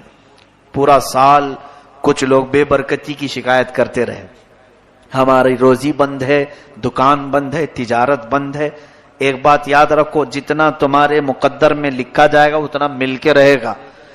چاہے تم 1000 لوگوں کو بولو یا 1 کو بولو یا 70 کو بولو، جتنا ملنا ہے وہ آج بٹ گیا. تو کیوں دوسروں کو بول کر مطلب ہے؟ آپ کو ایسا لگتا ہے 4 لوگوں کو بولوں گا تو میرا رزق بڑھ جائے گا؟ آج جو دکان بند پڑی ہے یا کم دھندا ہو رہا ہے، میں اور 5-6 لوگوں کو بولوں تو کچھ اور بڑھ جائے گی. تمہارے حصے میں جو لکھا گیا آج کی رات وہ اگلے سال تک تمہیں مل کر رہے گا. لو لگاؤ اور اس رب ذوالجلال کی طرف. ملے تو اس کا شکر ہے، نہ ملے تو اس کے دربار میں دعا ہے. لوگوں سے ہمیں کچھ بھی نہیں ہوگا. ما یفتح اللہ للناس من رحمت فلا ممسک لہ وما یمسک فلا مرسل لہ من بعد. اللہ فرماتا ہے اللہ نے جن انسانوں کے لیے اپنی رحمت کے دروازے کھول دیے اسے کوئی بند نہیں کر سکتا. وما یمسک فلا مرسل لہ. اللہ فرماتا ہے اور جس کے لیے رب نے بند کر دیا کوئی نہیں کھولے گا. چاہے کوئی بابا ہو، کوئی کسی طرح کا عامل ہو، کسی کی بند روزی کو اگر رب نے بند کر دیا تو کوئی نہیں کھولے گا. یہ یقین رکھ کر کے چلو، ہمارے حصے میں آج جو رزق بٹ رہا ہے وہ ہمیں اتنا مل کر رہے گا. لوگوں سے شکایت نہ کریں. حضرت موسیٰ کلیم اللہ علیہ الصلوۃ والتسلیم کے زمانے میں ایک معاملہ ایسا پیش آیا تھا کہ ایک فیملی کو، ایک خاندان کو آپ نے دیکھا، شوہر، بیوی اور ایک بچہ. بہت غریب تھے، صرف کپڑے آدھے پہنے ہوئے تھے، ایک چادر تھی ان کے پاس، تینوں اوڑے ہوئے تھے. حضرت موسیٰ علیہ السلام کا گزر ہو رہا تھا تو وہ رو رہے تھے. پوچھا کیوں رو رہے ہو؟ کہا ہم بہت غریب ہیں، محتاج ہیں، مفلس ہیں، دعا کرتے ہیں. حضرت موسیٰ علیہ السلام نے دعا کے لیے ہاتھ اٹھائے. رب تبارک و تعالیٰ فرماتا ہے اے موسیٰ ان کے حق میں یہی بہتر ہے. وہ کھا پی رہے ہیں، زیادہ مالدار ہونے کی وہ دعا کروا رہے تھے کہ کچھ اچھا مال مل جائے، ہم بھی بڑے گھر میں جئیں. سب کے لیے عبرت ہے اس میں. رب تعالیٰ نے فرمایا اے موسیٰ ان کے لیے وہ زندگی بہتر ہے. تو وہ بندوں کو حضرت موسیٰ علیہ السلام نے کہا کہ رب کا یہ حکم ہے کہ تم اسی پر گزارا کرو. وہ تینوں کہتے ہیں برسوں سے گزارا کر رہے ہیں، ہم نے آپ سے ریکویسٹ کی تھی آپ کچھ دلا دیں گے. تو حضرت موسیٰ علیہ السلام پھر رب تعالیٰ کے حضور گڑ گڑانے لگے اے مولا تو اپنے فضل سے کچھ تو عطا کر دے، کچھ زیادہ دے دے. تیرا محبوب نبی عرض کر رہا ہے. رب تعالیٰ نے فرمایا اے موسیٰ جاؤ، ٹھیک تمہارے کہنے پر میں انہیں عطا کروں گا. جاؤ ان سے کہہ دو تینوں کو میں نے ایک ایک مرتبہ مانگنے کی اجازت دی. وہ جو مانگیں گے ایک مرتبہ وہ دے دوں گا. ایک ایک دعا تینوں کو دی گئی، آپشن. یعنی اللہ تعالیٰ نے سیدھے من و سلوہ نہیں اتارا، تینوں کے لیے کپڑے نہیں اتارا، بلکہ آپشن دے دیا کہ جو مانگنا ہے ایک بار میں مانگ لو. مرد کو ایک بار کی دعا، عورت کو ایک بار کی دعا، بچے کو ایک بار کی دعا. ایک ایک چانس ہے تینوں کو، جو مانگنا ہے مانگ لو. یہ میرے مولا کی حکمت ہے، رب تبارک و تعالیٰ کی حکمت ہے. حضرت موسیٰ علیہ السلام نے کہا کہ تمہیں تو بہت بڑی چیز مل گئی. یعنی اگر کسی کو یہ کہہ دیا جائے تو سیدھے بادشاہت بھی مانگ سکتا ہے، مجھے اتنے ملکوں کا بادشاہ بنا دے. رب کا وعدہ ہے جو مانگو گے دے دوں گا.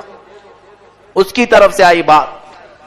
تو اللہ تعالیٰ کی طرف سے جب یہ بات آئی، حضرت موسیٰ علیہ السلام نے کہا بہت بڑی چیز تمہیں دیا ہے رب نے. کوئی سامان نہیں دیا بلکہ آپشن دے دیا، جو چاہو مانگ سکتے ہو. تو بڑے خوش ہوئے. حضرت موسیٰ علیہ السلام وہاں سے نکل گئے. عورت جو اس میں تھی ادھیڑ عمر کی تھی، اس نے سب سے پہلے یہ سوچا کہ ہم تینوں کھڑے ہو کر کے دعا مانگیں گے آپس میں. شوہر یہ کہا کہ میں غسل کر کے آتا ہوں.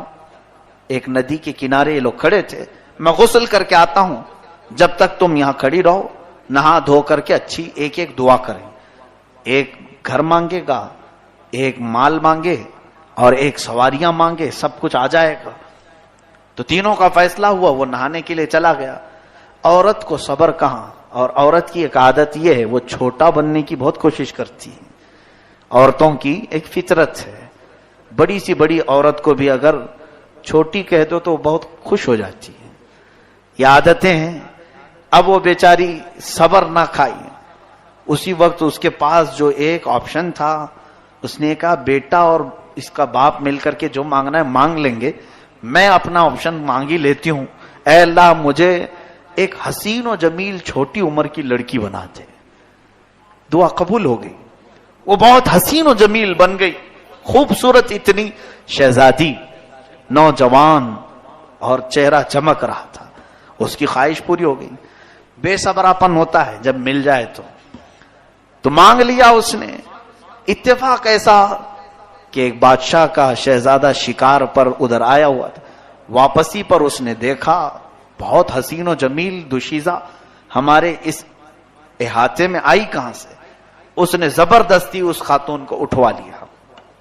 وہ حالانکہ بھاگنے کا ارادہ نہیں کی, اپنے شوہر کے ساتھ رہنا تھا اسے, لیکن شہزادے کی بری نظر کی شکار ہو گئی.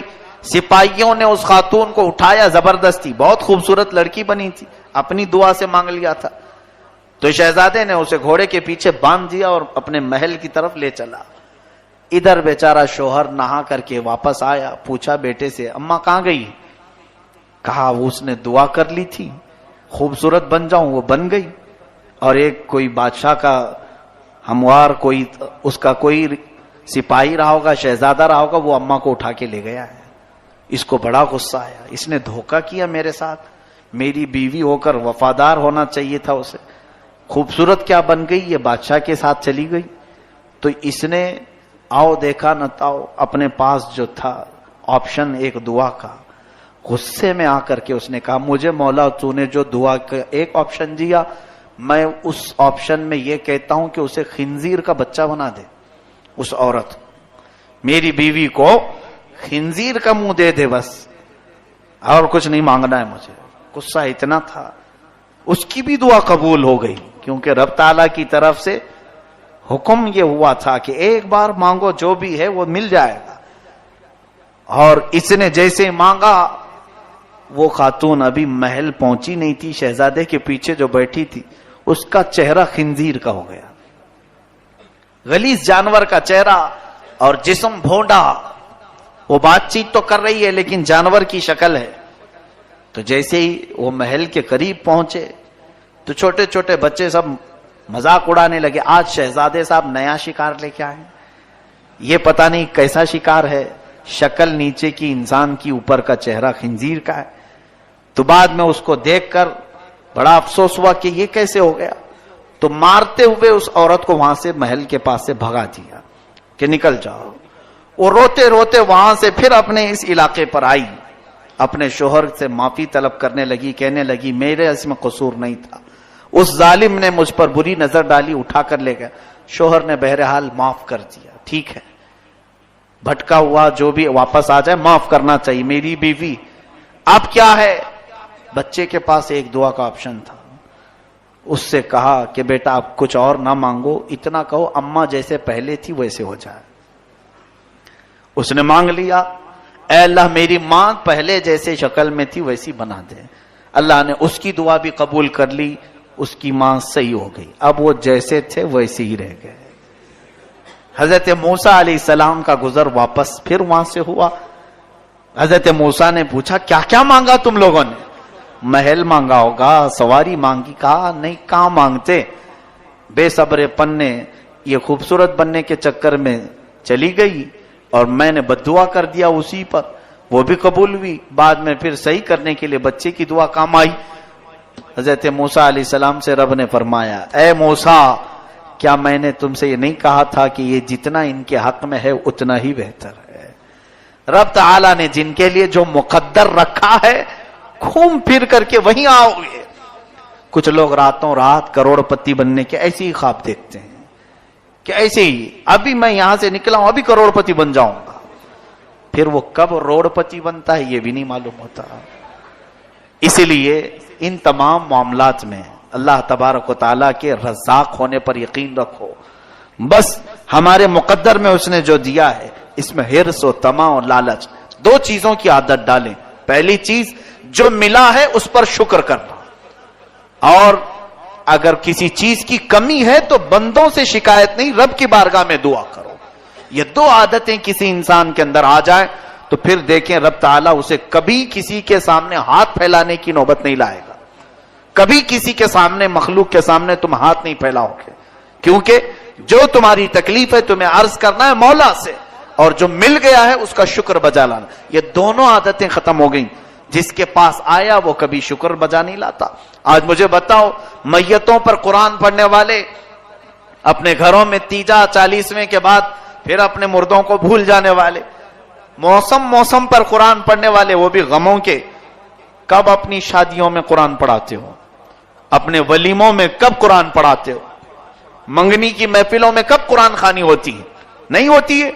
اگر ہم کہیں کہ کیوں نہیں ہوئی قرآن خوانی تو تمہارا سوال یہ ہوگا کوئی غم کی محفل تھوڑی نہ، خوشی کی محفل۔ معاذ اللہ رب العالمین، یعنی خوشی کی محفل میں رب کو یاد نہ کرو، جب کسی کی موت ہو تب رب کو یاد کرو، وہ بھی ایک مدت کے لیے، بس 40 دن کے بعد پھر ختم کرو۔ یہ زندگی گزارنے کا طریقہ ہے تو پھر تمہارے اندر رزق کی برکت کہاں سے آئے گی؟ بے برکتی کی شکایت جو آج ہے وہ ہمارے اپنے اعمال، ما اصابکم من مصیبت فبما کسبت ایدیکم، مولا فرماتا جو مصیبتیں تمہیں پہنچی ہیں یہ تمہارے اپنے ہاتھوں کی کمائی ہے۔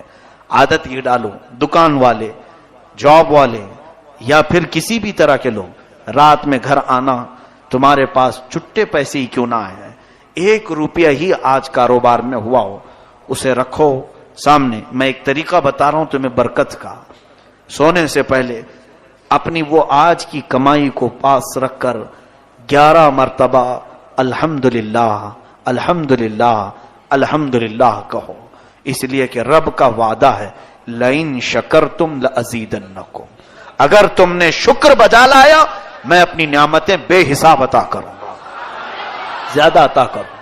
جو کچھ بھی ملا ہے اسے رکھ کر کے شکر تو بجا لاؤ۔ لوگوں کو حساب کتاب دینے کے لیے اپنی چوپڑیاں لے کے تو گھومتے ہیں، سیٹ کو بتانا ہے، نوٹ بک میں موجود ہے ساری چیزیں، رب ذوالجلال کی عطا کی ہوئی نعمتیں اس سے کیوں نہیں عرض کرتے کبھی مسجد میں آ کر، اے رب کریم تیرا شکر ہے آج تو نے مجھے 54 عطا کی، آج 58 ملی ہے۔ نہیں، منہ پسور کر کے لوگوں سے بھاگتے ہیں، کچھ بھی نہیں ملا، ہائے ہائے دکان میں سب مندہ پڑا ہوا ہے۔ یہ شکایتیں بہت زیادہ ہیں۔ ہمارے متعلق آج جو فیصلہ ہو گیا ہے اتنا رزق ہمیں ملے گا، بلکہ احساس کے لیے میں آپ کو بتاؤں دن بھر کیا کیا کیا یہ بھی یاد رہنا چاہیے۔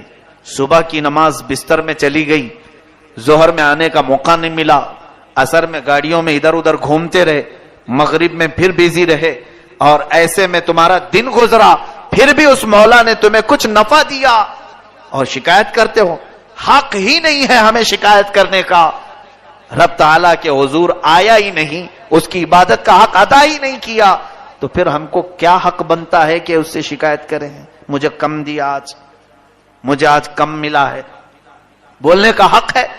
مجھے بتاؤ، کام کرنے کے لیے ہم نے مزدوروں کو لگایا ہے، ایک مزدور صبح 8 بجے آتا ہے اور شام تک 5 بجے تک کام کرتا ہے، اور اس کی روز کی ہم لوگوں نے اجرت طے کر رکھی ہے، 500 روپے تجھے دیں گے۔ ایک مزدور آیا، آدھا گھنٹہ کام کیا، اور جب اجرت دی جا رہی تھی اس کو تو ہم نے 10 روپے دیے یا 100 روپے دیے، پھر یا 200 روپے دیے، تو 200 روپے لے کر کیا وہ آدھا گھنٹہ کام کرنے والا ہمیں منہ دکھانے کے قابل ہے؟ کیا وہ پوچھے گا ہم سے سب کو 500 دیا مجھے کیوں نہیں دیے؟ اسے خود معلوم ہے کہ میں نے کام کیا ہی نہیں، مانگوں کیوں میں؟ پھر بھی سیٹ نے دے دیا آدھے گھنٹے کا، اچھی بات۔ یہ سچا مزدور یہی کر کے جائے گا، اور یہاں اکثر ہم جھوٹے مزدور نکلے، ہم نے رب تبارک و تعالیٰ کی عبادت کی ہی نہیں، پھر بھی وہ کھلایا پلایا اور بہترین زندگی تھی، پھر بھی ہم اس سے پوچھتے ہیں کہ مجھے کم کیوں ملا، مجھے کم کیوں دیا جا رہا ہے؟ اگر رب تعالیٰ کی طرف سے یہ جواب آتا ہے بندے تو نے میری عبادت کہاں کی؟ جن مزدوروں کو میں نے عطا کیا ہے، بعض اولیاء وہ ہیں جنہوں نے نہ رات دیکھی نہ دن دیکھا، مولا کے حضور آ جاتے تھے تو ایسے ایسے مشائخ ہیں، اللہ اکبر۔ لکھنؤ میں ایک بزرگ حضرت مخدوم محمد شاہ مینا رضی اللہ تعالیٰ دیوار پر بیٹھ کر نماز پڑھتے تھے، دیوار پر، کھلی دیوار بہت اونچی، اس پر ایک ہی آدمی کھڑا ہو سکتا ہے، بیٹھ سکتا ہے، اس پر نماز پڑھتے تھے۔ کیوں جانتے ہیں آپ؟ رات بھر نماز کے لیے بیٹھتے تھے اور کبھی اونگ آتی تو نیچے گر جاتے تھے۔ کہتے ہیں کہ میری غفلت کی یہی سزا ہونی چاہیے کہ میں دیوار سے گر جاؤں، اس مولا سے میں ایک پلک جھپک کر کے غفلت میں آؤں۔ اور پھر کبھی کبھار زمین پر نماز پڑھتے تو آس پاس کانٹے بچھا کر کے رکھتے تھے کہ اگر نیند میں جھولے آئیں اور گروں تو کانٹوں پر گروں میں، اس لیے کہ رب سے غافل ہونے والے کی دنیا میں یہی سزا ہونی چاہیے۔ اپنے لیے حضرت مخدوم شاہ مینا رضی اللہ تعالیٰ عبادت کا یہ طریقہ اپنایا تھا، دیوار سے کئی مرتبہ گرے، اس کے بعد فرماتے ہیں ظاہر سی بات ہے گرنے کا ڈر ہوتا تھا تو نیند کیسے آئے گی؟ دیوار سے گرنے کا جسے ڈر ہو نیند آئے گی کیسے؟ کانٹوں پر اگر سر چڑھ جائے تو نیند کیسے آئے گی؟ یہ وہ اولیاء کاملین ہیں جنہوں نے رب کے حضور ایسی مزدوری کی، ایسی عبادت کی، تو کیا مولا اپنی شان کے مطابق انہیں نہیں عطا کرے گا؟ اور ہم ان کو دیکھتے ہیں، ان اولیاء کو تو نے بے حساب عطا کیا، اور ہمیں کیا؟ ہمیں رزق میں محتاجی کیوں آئی؟ ذرا کمپیئر تو کر کے دیکھو، وہ رات کی عبادتوں کے لیے اتنا اہتمام کرتے تھے، دیوار پر بیٹھ کر آس پاس کانٹے بچھا کر کہ گروں تو میں کانٹوں پہ گروں، اور یہاں ہماری تو فرض غائب ہے، ہمارے فرائض غائب ہیں، تو کیا ہمارا حق بنتا ہے؟ میں تو یہ کہتا ہوں کہ اگر وہ عدل کرنے پر آئے تو ہمیں وہ سال بھر بھی بھوکا رکھ سکتا ہے۔ سزا کے طور پر رب تبارک و تعالی ہماری اگر سانس بند کر دے کہ میری مفت میں تم ہوائیں استعمال کر رہے ہو، نماز نہیں پڑھتے، میں ہوائیں روک دوں گا، کیا کرو گے؟ کہاں سے لاؤ گے؟ اس کی ہوائیں ہیں، اس کی زمین، اس کا آسمان، اس کی کائنات ہے، ہم اس کی تمام چیزیں مفت میں استعمال کرتے ہیں۔ میرے عزیزو، رب ذوالجلال کی ذات پر یقین اور توکل ایسا ہو کہ رزق کے معاملے میں خاص طور پر میں آج عرض کر رہا ہوں، یہ شکایتیں بند کرو۔ اور رہی بات حلال کمانے کی، اس میں بعض لوگ یہ سوچ کر کے بیٹھے ہیں یہ میرے لائق راستہ نہیں، یہ میرے لائق راستہ نہیں، ہر ایک نے اپنا اپنا بنا کر کے رکھا ہے، میرے اسٹیٹس کے مطابق نہیں ہے، میرا اسٹینڈرڈ نہیں ہے۔ حلال کمائی، اگر ٹھیلے پر کھڑا ہو کر کے دن بھر کوئی اپنی روزی کماتا ہو تو وہ بھی افضل عبادت ہے، اس میں کہیں پر بھی شرمندگی کا احساس ہرگز نہیں آنا چاہیے۔ تجارت حلال ہو، سچ بول کر تجارت کرتا ہو، چاہے وہ کسی بھی چیز کی کرتا ہو، بس یہ کہ حرام کاری نہ کرتا ہو، وہ افضل عبادت میں ہے۔ فرمایا گیا نمازوں کے بعد سب سے افضل عبادت حلال روزی تلاش کرنا، حلال رزق کی تلاش کرنا۔ بہتوں کو آج جو خالی ہم دیکھ رہے ہیں، کیوں؟ کام نہیں ملتا ہے۔ کیا کام نہیں ملتا؟ بہت سارے کام ہیں، کرنا نہیں چاہتا۔ تمہارا بدن سستی اور کاہلی کا ایسا شکار ہے کہ تم خالی بیٹھنا تو پسند کرتے ہو۔ جیسے بعض لوگوں کو ہم نے یہ محاورہ مارتے ہوئے دیکھا، اور ڈینگے مارتے ہیں، شیر بھوکا تو رہ سکتا ہے، گھاس نہیں کھاتا، یہ ڈینگ مارنا ہوا، یہ غرور اور تکبر کے الفاظ ہوئے۔ ایسے میں نے سنا، تو پھر ٹھیک ہے، رب تعالیٰ تمہیں بھوکا ہی مار دے گا، یہاں پہ بھی بھوکے رہو، قیامت کے دن بھی بھوکے رہو۔ رسول کریم صلی اللہ تعالی علیہ وسلم کی بات یہ ہے، اللہ اکبر۔ ایک حدیث پاک میں نے پڑھا تھا، آنکھیں بھیگ گئی پہلی مرتبہ جب حدیث کو پڑھا۔ حضرت امام حسن اور امام حسین رضی اللہ تعالی بچپن میں بھوک سے رو رہے تھے۔ حضرت فاطمہ کے گھر سے آواز آئی، حضور آئے، پوچھا کہ بچے کیوں رو رہے؟ کہا بھوک سے رو رہے۔ حضور اکرم صلی اللہ علیہ وسلم فرماتے لاؤ ہم دونوں کو میں لے کر چلتا۔ کہا کہاں؟ فرماتے ہیں کہ کچھ مزدوری کروں گا اور کام کے پیسے مل جائیں تو میں ان بچوں کو کھلاؤں. مختار کل ہیں، کائنات کے آقا و مولا، صرف ہاتھ اٹھا دیں تو رب جنت سے کھانے اتارے. وہ رسول مختار صلی اللہ علیہ وسلم اپنے دونوں شہزادوں کو لے کر چلے اور ایک باغیچے والے کے پاس، کھجوروں کے باغیچے والے کے پاس، وہ کنویں میں سے پانی نکال کر باغیچے میں پانی ڈال رہا تھا. حضور اکرم صلی اللہ علیہ وسلم نے اس سے کہا باغیچے والے کہ میں مزدوری کرنا چاہتا ہوں، کیا تو مجھے موقع دے گا؟ اس نے کہا ٹھیک ہے، میرے پاس کام ہے، ایک بکیٹ پانی نکال کر کے ڈالو گے تو 2 کھجور دوں گا. ایک بکیٹ، ایک ڈول پانی کنویں سے کھینچ کے نکالو گے تو 2 کھجوریں دوں گا. رسول کریم صلی اللہ علیہ وسلم نے منظور فرما دیا. ڈول کو رسی باندھ کر حضور یہ ہے اجرت پر کام کرنا. حضور نے ڈول کو کنویں میں پھینکا اور نکالا اور ایک گھڑا پانی، ایک مٹکا پانی باغیچے میں بہایا. اس نے 2 کھجوریں لائی، 2 یا 4 کھجوریں دی. دوسرا ڈالا، پھر 4 کھجوریں دی. امام حسن کو کھلایا، امام حسین کو کھلایا. فرماتے ہیں شہزادے بیٹے یہ حلال کی کمائی ہے، یہ حلال کی کمائی ہے، کھاؤ. اور تیسرا ڈول حضور نے ڈالا تو رسی ٹوٹ گئی، ڈول اندر چلا گیا. تو وہ دیہاتی باغیچے کا مالک جو تھا وہ غصے میں آیا اور اس نے حضور کے چہرے پر مار دیا. میرے آقا صلی اللہ علیہ وسلم نے جواب میں کچھ نہیں کہا. فرمایا کہ مجھے اندازہ نہیں تھا رسی ٹوٹ کر گر گئی. حضور اکرم صلی اللہ علیہ وسلم نے اس سے کہا، اس نے ہاتھ اٹھایا نبی کونین صلی اللہ علیہ وسلم پر. یہ نبی کونین صلی اللہ علیہ وسلم نے پوری امت کو درس دیا. تم بیٹھ کر کے کھانا چاہتے ہو، اپنے گھر میں عیاشی کر کے کھانا چاہتے ہو، اور دونوں عالم کا مالک و مختار رسول ڈول کو کنویں میں ڈال کر اس کی بھی کمائی کھانے کو پسند فرمائے. حضور اکرم صلی اللہ علیہ وسلم پر جب اس نے ہاتھ لگایا، نبی کونین صلی اللہ علیہ وسلم نے جواب میں کچھ نہیں کہا. دونوں شہزادوں کو اٹھائے، 6 کھجوریں لے کر اپنے گھر واپس آئے. یہ مزدوری ہے.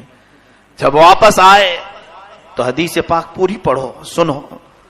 اس دیہاتی کو اچانک کچھ ایسی بات محسوس ہونے لگی. چہرے کی چمک ہی بتاتی تھی کہ کوئی عام آدمی نہیں ہے. حضور کے جانے کے بعد لوگوں کی چہل پہل شروع ہوئی. اس نے سن تو رکھا تھا کہ نبی کونین صلی اللہ علیہ وسلم مدینے میں دیکھا نہیں تھا کبھی. اس نے لوگوں سے پوچھا، ارے ذرا بتاؤ تو صحیح، آج میرے باغیچے میں ایک مزدور آیا تھا، میں نے اس کو ہاتھ مار دیا ہے، مجھے ایسا لگتا ہے کہیں وہ محمد تو نہیں ہے، محمد تو نہیں ہے. لوگوں سے پوچھا، لوگوں نے پوچھا بتا تو صحیح کیسے دکھتے تھے وہ؟ اس نے کہا بڑی بڑی آنکھیں ہیں، زلفیں گھنی ہیں، چہرے پر چاند کی جیسی چمک ہے، جسم میں خوشبو آ رہی تھی. عام مزدور میں ایسا ہوتا نہیں. کپڑے پر پیوند تو تھے لیکن چمک پیدا ہو رہی تھی. تو لوگوں نے کہا ہاں کوئی اور نہیں، تیرے باغیچے میں محمد ہی آئے تھے. رسول پاک صلی اللہ علیہ وسلم کی بات سنا تو اب وہ دیہاتی جو باغیچے کا مالک تھا بے اختیار رونے لگا. ہائے افسوس مجھ سے کیا ہو گیا، کیا ہو گیا. وہ ایمان والا نہیں تھا. پہلی بات یہ سن، یہ قلیوبی نے لکھا ہے اس حدیث کو پورا. وہ شام کے وقت رسول کریم صلی اللہ علیہ وسلم کے دربار میں حاضر ہوا. حضرت ابو بکر صدیق سے پوچھا محمد کہاں رہتے ہیں؟ وہ لے کر حجرے کے پاس آئے. اس کے ہاتھ چادر میں لپٹا ہوا خون میں تر تھا. اللہ کے نبی صلی اللہ علیہ وسلم کا دروازہ کھٹکھٹایا. حضور باہر آئے. آتے ہی اس نے پہچانا اور کہا کہ آج آپ میرے باغیچے میں آئے تھے، بتایا کیوں نہیں کہ آپ محمد تھے؟ حضور پاک صلی اللہ علیہ وسلم فرماتے ہیں کس لیے بتاؤں، میں تو حلال کمائی کے لیے آیا تھا، میں تو حلال مزدوری کے لیے آیا تھا، میں کس لیے بتاؤں؟ اچھا اب یہ تو بتا یہ تیرے ہاتھ پر خون کیسا؟ تو اس نے چادر ہٹا کر کے دکھائی. کہا کہ میں نے اس ہاتھ کو کاٹ دیا ہے، اب یہ ہاتھ مجھے چاہیے ہی نہیں جو محمد پر اٹھا تھا. وہ محبت کرنے والے لوگوں میں سے تھے. اس نے اپنے ہاتھ کو جڑ سے کاٹ دیا تھا اور لے کر کے حضور کے پاس آیا تھا. کہا کیا میرے اس گناہ کی مغفرت ہو سکتی ہے؟ اللہ کے نبی صلی اللہ علیہ وسلم نے اس کا ہاتھ اٹھایا, اس کے مونڈھے پر لگایا, اپنا لعاب پاک لگایا, فرماتے ہیں جیسا تھا ویسا ہو گیا. کہا جا ایمان لا, اللہ تیری مغفرت فرمائے گا. یہ میرے آقا کے کردار تمہارے سامنے رکھتا ہوں. رسول مختار صلی اللہ علیہ وسلم رزق کے لیے, آج ہمارے نوجوانوں میں جو یہ سستی اور کاہلی آئی, میاں بعض لوگ حقارت سے دیکھتے ہیں کچھ لوگوں کو, روزی کمانے والوں کو. ٹھیلے پر کھڑا ہونے والا کوئی حقیر آدمی ہرگز حقارت سے مت دیکھو. بہت سارے صحابہ ایسے ہیں جو چٹائی بن کر کے اپنی روزی کماتے تھے, لوہے کو دن بھر مار کر آگ پہ تپا کر وہ اپنی روزی روٹی کمایا کرتے تھے. کئی صحابہ ایسے ہیں. چاہے آج ہمارے پاس کسی کو بھی حقارت سے نہ دیکھو, خواہ یہاں پر رکشہ چلاتا ہو, وہ حلال کمائی میں مصروف ہے. اگر وہ جھوٹ بول کر نہیں کرتا, صحیح طریقے سے اگر وہ, چاہے وہ رکشہ ہی چلا رہا ہو, وہ حلال کمائی میں مصروف ہے, میں انہیں سلام پیش کرتا ہوں کہ الحمدللہ وہ عبادت میں مصروف ہے. اگر اس کی یہ نمازیں بھی صحیح ہو گئی اور وہ حلال کمائی بھی صحیح ہو گئی تو زندگی کا کیا کہنا. تو اس کے لیے اس نے پوری زندگی دین بنا لیا. عزیزان کرام وقار, رزق کے معاملات بڑے طویل ہیں, پھر کبھی عرض کروں گا. خلاصہ کلام یہ ہے, وہ مالک مختار خدا رب ذوالجلال جو چونٹیوں کو ان کے سوراخ میں رزق دیتا ہے, وہ اشرف المخلوقات کو کیا بھوکا چھوڑ دے گا؟ وہ اپنے ان بندوں کو ایسی آوارہ چھوڑ دے گا؟ تمہیں کھلائے گا, رزق ضرور دے گا, لیکن اس کی شکایتیں بندوں سے نہ کرو, دوسروں سے نہ بیان کرو, اپنے معاملات رب ذوالجلال کے حضور عرض کرو. یہاں رب تعالیٰ کے حضور آؤ اور سجدے میں گر کر اس سے جو باتیں کرنی ہے باتیں کرو. اس لیے کہ دنیا کا حال یہ ہے, اگر تم نے کسی کے سامنے جا کر کے کہا میری دکان کا دھندا بہت کم پڑا ہے, کہا اچھا ایسا ہے, سنا تو اس کے بعد تمہارے جاتے ہی 4 لوگوں میں مذاق اڑائے گا, دیکھا بہت ناچتا تھا, اس کی دکان بند ہو گئی, اس کا دھندا ایسا پڑا ہوا ہے. 4 لوگوں میں تمہارے عیب گنائے گا. اس کے ساتھ ایسا ہی ہونا چاہیے تھا. تم نے تو لوگوں کو بول کر کے اپنا ہمدرد نہیں, اپنے خلاف کھڑا کیا. اور ادھر میرے مولا کا حال یہ ہے, رب ذوالجلال کے حضور جب بندہ جھکتا ہے, اپنی باتیں عرض کرتا ہے, رب تعالیٰ فرماتا ہے فرشتوں اس کے تمام عیبوں کو چھپا دو, کوئی اور بندہ مطلع نہ ہونے پائے, اس لیے کہ اس نے جو کچھ مجھے بیان کیا یہ میرے اور میرے بندے کے درمیان راز رہے گا. میں اس کا کوئی عیب دوسرے تک نہیں بیان کروں گا. یہ میرا خالق ہے, یہ میرا مالک ہے, اس کے سامنے عرض کرنے والی باتیں وہ دوسروں تک نہیں بتاتا. اور یہاں بندوں کا حال یہ ہے, کسی کے سامنے بھی بیان کرو تم, چاہے وہ کوئی بھی ہو, وہ سب کو بیان کرے گا کہ فلاں کے حالات سنے, وہ مجھے آ کر کے کہہ رہا تھا ایسا ہے ویسا ہے. سب کی عادتیں یہی ہوئی ہیں. اس لیے سب سے بہتر طریقہ یہ ہے خلاق کائنات کے حضور حاضر ہو, رب ذوالجلال کی بارگاہ میں حاضر ہوں. اللہ تعالی ہمیں اس رات کی عبادتیں نصیب فرمائے.